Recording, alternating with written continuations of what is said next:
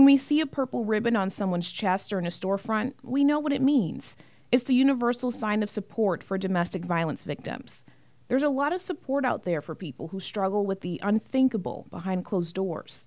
But there are also people who suffer through this significantly more than others. No, not necessarily women, but the LGBTQ community. A branch of the CDC, called the National Center for Injury Prevention and Control, collected data on this issue. It created the National Intimate Partner and Sexual Violence Survey, which does something many other domestic violence statistics don't. Highlights homosexual, bisexual, and transgender people in its numbers. It found about 44% of lesbian women and about 61% of bisexual women have experienced rape, physical violence, or stalking by a partner. Compare that to only 35% of heterosexual women. The men's disparities aren't as drastic but still exist.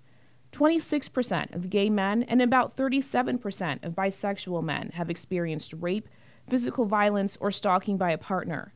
Compare that to 29% of heterosexual men.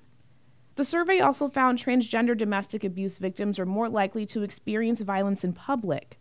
Breaking it down by types of violence, 20% of LGBTQ victims experience physical abuse, 15% have been verbally harassed, 11% reported violence involving a weapon, and 4% experienced sexual violence. Very few scholars have taken the time to dig into why this happens. Medical scientists at Northwestern University refer to something called the minority stress model. It says being part of a minority group contributes to high stress. The scholars at Northwestern say same-sex couples are dealing with the stress of being a sexual minority. One partner is physically taking their added stress out on another. Experts also use the double closet phenomenon as a contributing factor when discussing the topic with the BBC.